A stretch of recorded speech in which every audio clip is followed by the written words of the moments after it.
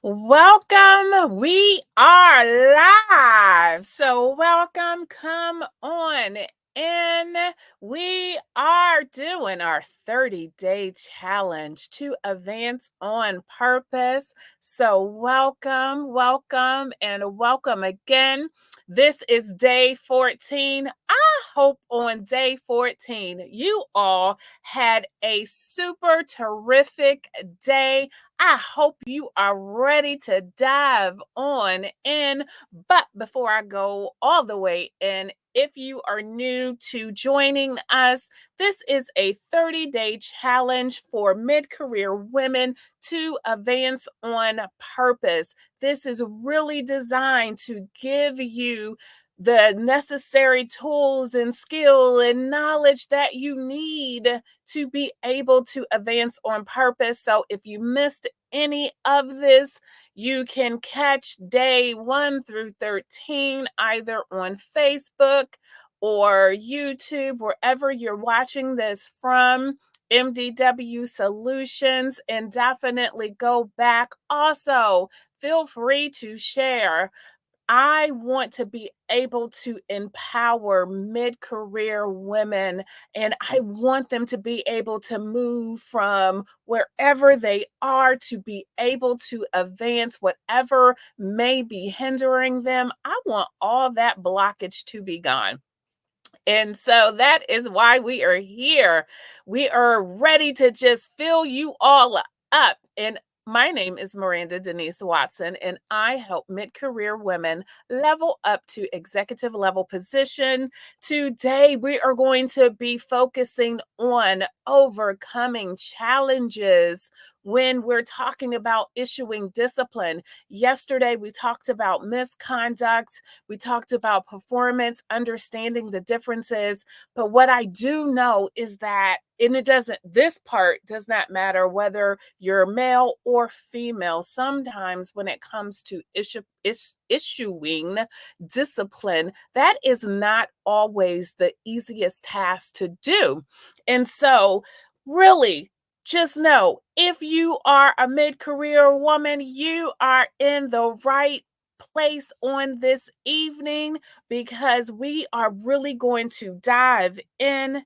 And again, this topic for me, it's near and dear excuse me, to my heart, because I'm probably one of those odd birds where I really do enjoy the whole performance and disciplinary processes in general, with the thought it's always about still helping the employee improve. And so, the three areas that we are going to focus in on today is going to be the importance of fairness and consistency, communication before, during, and after. And then we're going to wrap it up with emotional intelligence. But this is emotional intelligence in terms of discipline, which is still going to be slightly different from the other emotional intelligence that we talked about. Yes, it's emotional intelligence, but it's still going to be wrapped up in terms of discipline. So before we get started, let's do a roll call and listen. Whether you're joining us live, whether you're joining us from the replay, let us know that you are watching. Let us know your name, where you're tuning in from. We are going back through the comments to read. If there is something that is really resonating with you, let us know that. We really need to know, hey, you know what? We're hitting the mark. Or if you have any questions, or if there's something that you're like, you know what, I would really love for them to cover this. Let me know that as well, because if I'm able to work that in, or I can tell you if we've covered it or if we're going to be covering it, or again, if I can work it in, I would love to be able to hear from you all. So please, comments. We definitely welcome and appreciate the feedback. And so, yes, let us know that you're in the house. And if you've been with us, you know I generally will tell a story. If you're curious as to Miranda, why are you even doing this? And if that's you, please go back to day one and I give you my why behind the story. And I love stories because it shows us where we are, it shows us either where we can go or what we shouldn't do. Or sometimes it's a great combination of both.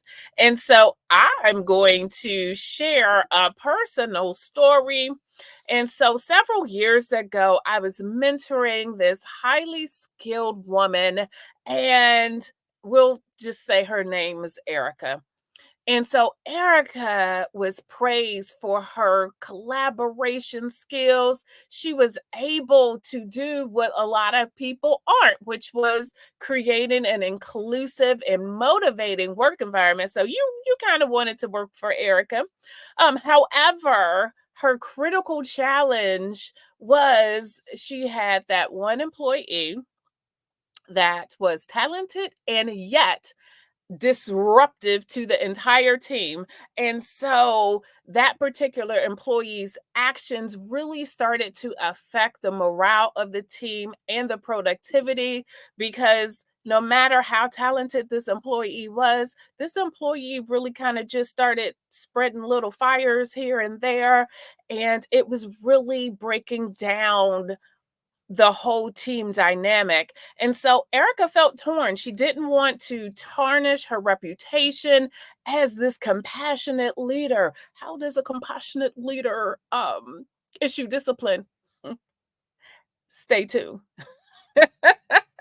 Because you can be compassionate and issue discipline in the same breath. Okay, but for her it was she didn't want to be known as this person that just takes disciplinary actions, and she really did think that being compassionate and doing or writing discipline and things of that nature didn't coexist, and I'm here to tell you it does.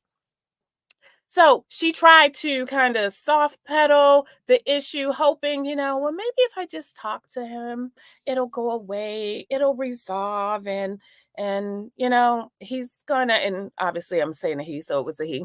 He's going to just rectify the issue without really real talk or real conversation around the issue. And so, of course, as you can guess, the situation escalated, leading to significant project just going awry. And so they were behind schedule. It ended up costing the company money. And eventually, Erica had to make that tough decision.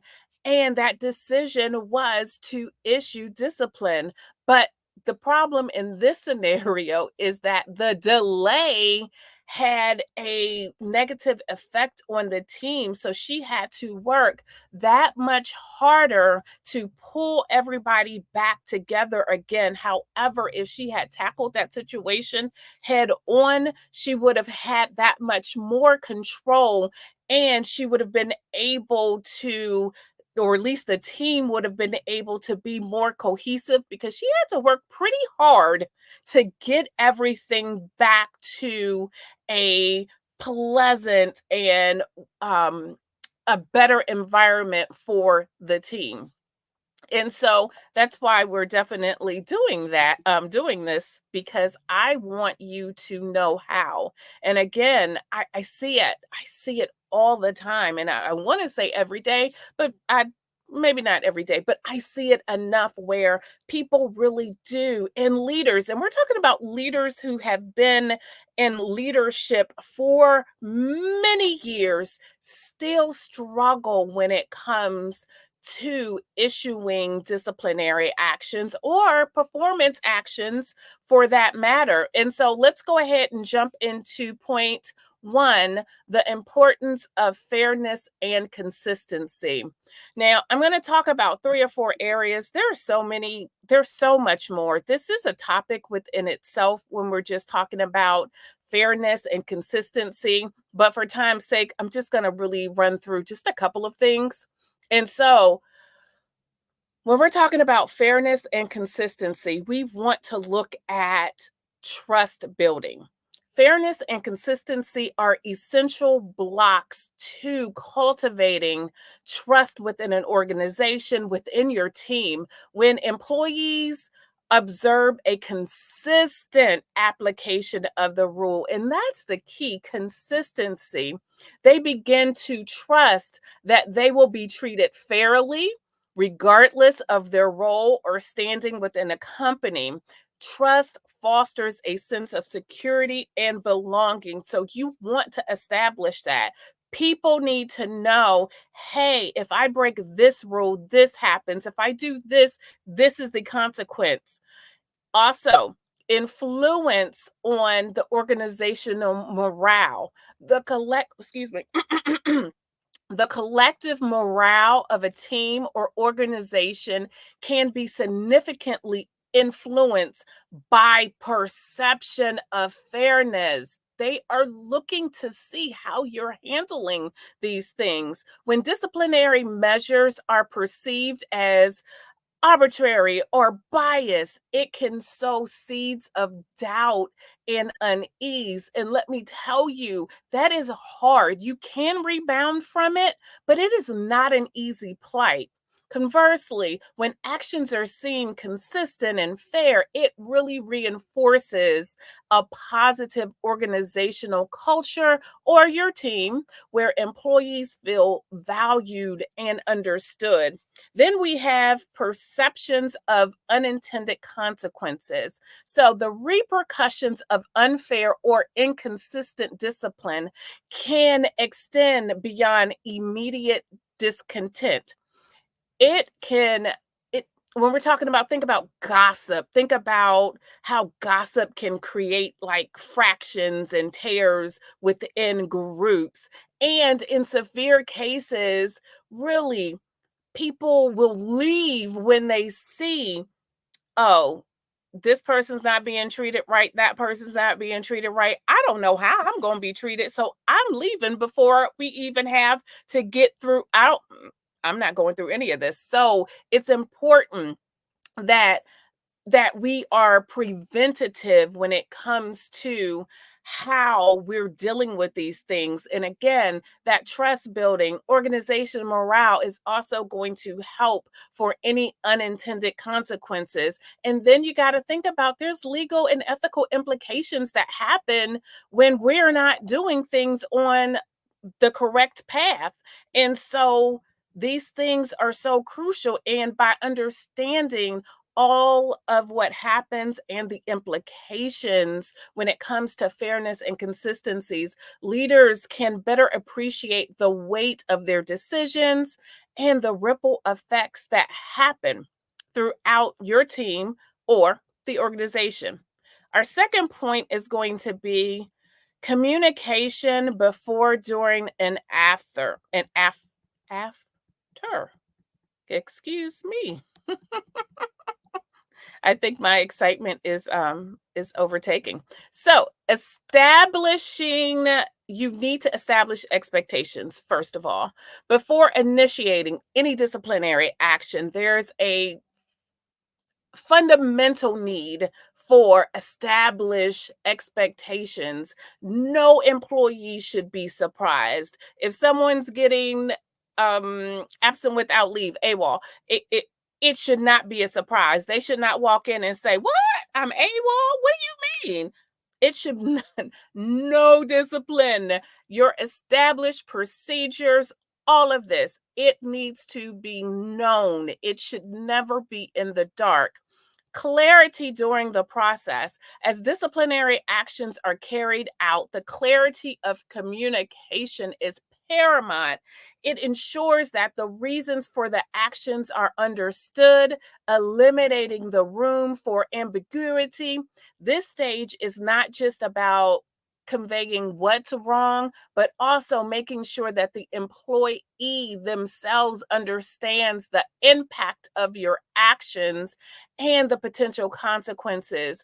Listen, when you're late, we cannot start this particular part. When you're late, this doesn't happen. This is why it's important that you're on time, because X, Y, and Z does not take place. We need your supply. And so like you really, the clarity during the process needs to be there. The role of feedback, effective communication is not and never just a one-way street. Leaders should be receptive to feedback during the disciplinary process. This two-way communication ensures that any underlying issues or concerns are addressed and both parties have a complete understanding of the situation. Listen, if you think an employee did something wrong and then you find out, maybe you didn't have all the facts. That's why you have to have this two-way communication, because you're not going to look less than if you then say, you know what, I am glad I have all the facts now. And this is the direction we're going to move in. It's so important that even in this process, that employees' voices are being heard. Post action follow up.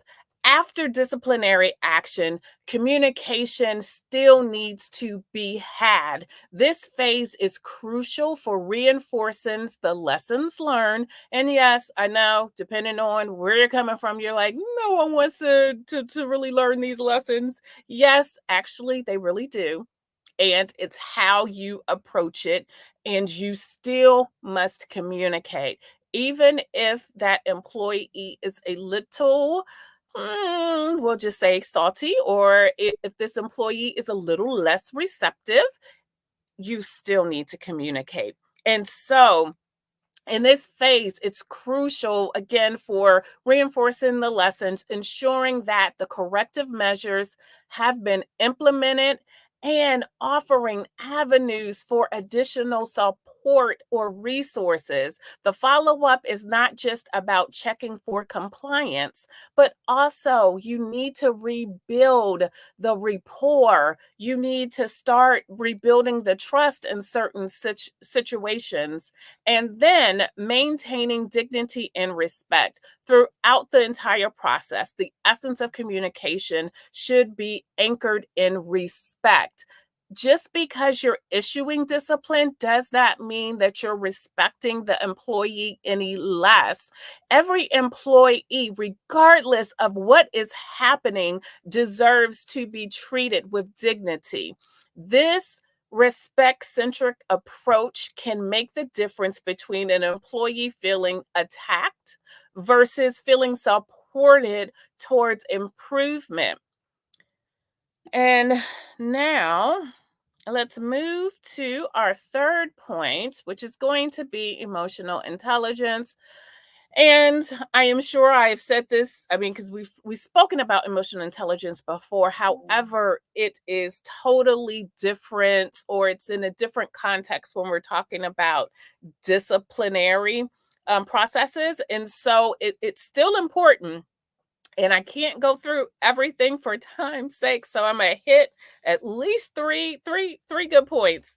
And so the first thing, when we're talking about emotional intelligence when it comes to discipline, you need to understand emotional reactions. When faced with disciplinary actions, employees may feel a range of emotions, from fear and anxiety to stress, anger, sadness. Emotional intelligence involves recognizing the emotional responses, it's not just about the employee being disciplined, but you also got to understand, like, they're people. You're the leader. They did something wrong, but they're still people. And so don't just expect people to say, yes, there are some employees that are going to say, you know what, I did wrong. Thank you. I appreciate it. I'm able to keep my job. Thank you. And they're able to still be productive. And then you're going to get some people who are just going to be angry and they're going to be mad, sad, whether it's at you, whether 9 times out of 10, really, it should be with themselves. And so you do need to give a little bit of leeway to that. I'm not saying take it to the extreme, and nobody should be cussing at you and all that kind of stuff. So that's not what I'm saying. However, you need to understand that they need to process what's going on as well and add some empathy in there. At its core, empathy is about seeing things from someone else's perspective. And in the context of discipline, it's about recognizing the impact of one's decisions on the individual. So leaders with high EI can emphasize with the feeling of disciplining an employee while still upholding the organizational standards. So you can still feel for the employee, knowing whether they're getting suspended. If you're getting suspended, that could be 3 days with no pay. That could be 7 days with no pay. And just depend on where you work. Some places do 30, 45 days. And that's an emotional, that's a toll on a human being. And so you can recognize that that's a toll on the human being, but still know, well, this is the organization, these are our standards, and still be able to issue. And so I would love to go into balancing boundaries, building trust through authenticity. For time's sake, though, I definitely wanted to hit some of the areas that I know that we need to be thinking about in terms when we're talking about emotional intelligence. And what I probably would say, let me leave you with, remember, regardless, when we're talking about discipline, we're talking about behavior, and you need to make sure that you're separating the behavior from the person. The person is not the problem. The behavior, whatever that thing is the problem. And so if I leave you with anything in this respect, remember, when we're talking about discipline and going through the emotional intelligence, all of it, regardless, they are people. And remember that. And the person isn't bad. The behavior, the act, whatever that thing is, that's what we're talking about. And make sure that you distinguish between the two. And hey, Miss Stacy, so let's talk about gift giveaways. Yesterday, we gave away a gift. So if you missed it, you can always inbox me. But if not, know within our next 7 days, we'll be giving away another free gift. I cannot, even as you see with us just talking about this particular section of being able to issue discipline, I cannot cover it all in such a short period of time. Discipline itself can be a whole week to 2 week, if you're doing it well, 2 week training on just that. So when it comes to these free gifts, I want you to have everything that you have need of. There are some things that I am not covering in this setting just because we don't have enough time. But I know there are areas where mid-career women struggle. And so these free gifts are cultivated just for you so you can advance on purpose. So you definitely want to join our Facebook tribe. So Next Level Progression Tribe, you can use the QR code, or you can search Facebook for Next Level Progression Tribe. You need to be in the tribe in order to get the free gift. But again, we'll have another one coming up in the next 7 days, give or take. And so I am looking forward to seeing you in the tribe. In the tribe, we are supporting one another. We are really just we're able to build a system of support. We're able to challenge one another. We're able to bring things to the table. And so you are not in this alone. And so I look forward to seeing you in the tribe. And in closing, the challenges of issuing discipline really is a vital aspect of effective leadership. Ignoring or delaying these tough decisions, like how I spoke about earlier in the story, it can lead to devastating effects. And you have to work too hard to get your team back together. Trust me when I tell you, I know this personally, and I know this for other people. So, to navigate these tricky waters, I really need you to remember: maintain fairness and consistency in your disciplinary actions. I need you to prioritize effective communication at all stages of the process. Do not, hear me, do not shut down. And sometimes you can, it's easy, but you can't shut down. The employee needs your voice. The employee needs to know that you still see them. Okay.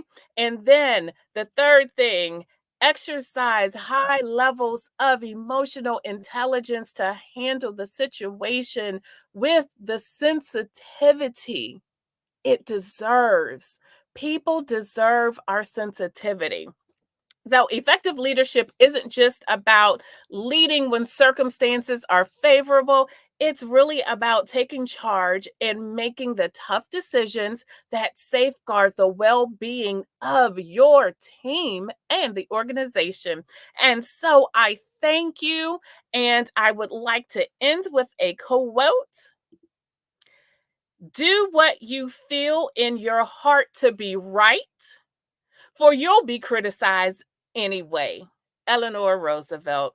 Please join me tomorrow for more insight, great nuggets, because it is my goal to help you move up in your career. You deserve to advance on purpose. My name is Miranda Denise Watson. I help mid career women level up to executive level positions.